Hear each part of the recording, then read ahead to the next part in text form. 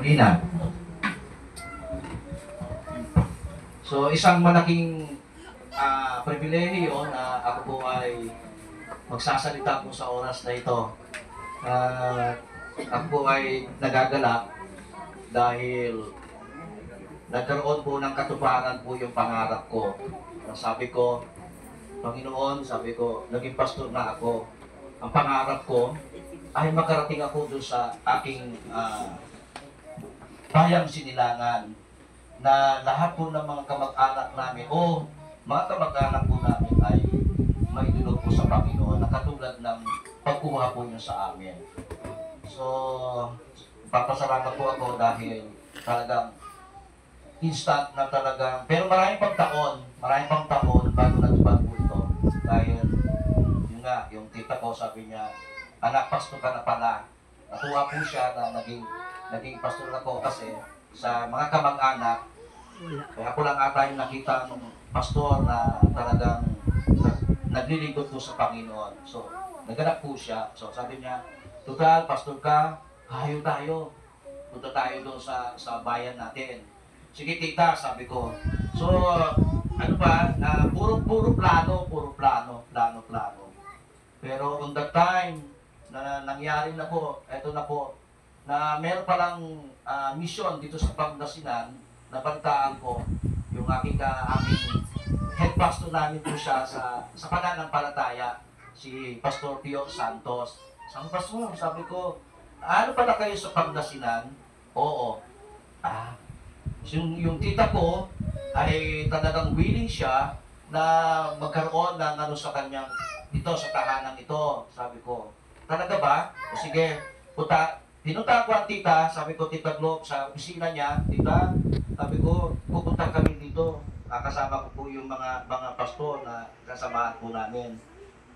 Sige, sabi, okay ba yan? Talagang, ano ba, ang sabi niya, kasi marami ng pastor na pumunta doon, hindi naman nagtagalan, sabi niya.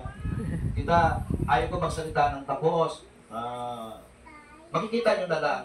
Kasi ang Dorocay, itong Skiramitan Dorocay, talagang, ano yan, pintuan ng pananampalataya. Sabi talagang, kahit sa inyo ilagay po yan, talagang maglilingkod po yan. Kahit talagang, ibig sabihin, kahit sa bundok, kahit sa talagang pupuntahan po ng mga lingkod po ng Panginoon. Kaya sabi ko, tita, subukan nyo na lang, sabi ko. Kaya, pinuntahan namin si tita, ayun nga, dumating ang pagkakataon, tita, kinausap na po namin po siya, ayun, umukay. So, sige, saan tayo makikita? Short na lang po, no? Yun, eto na po yung team ni Pastor, kasama po yung kanyang may bahay, ako at saka si tita, apat po kami. Dalawang araw po ba tayo dito, tita? Dalawang araw po ba tayo nag-mission? So, dalawang araw po kami nag-mission po dito. Binigyan po ng pagkakataon kasi ito na po yung ano. So, praise God, no? Talagang, sige, kahit gabi, sinuyod namin. Balita ko, sabi nga, ang Augustondo ay MPA daw, marami daw MPA. Wala yan sa Panginoon. Sabi ko, sige, go tayo. Talagang sinuyod po namin po yung mga mga kamag-anak, mga natuwa po sila. So talagang nag-umpisa na po yung gawain po dito. Pinuntahan namin din dito, mga kamag-anak ni Tita Glo, kamag-anak na rin namin.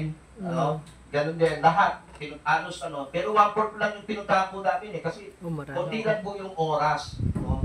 Hanggang sa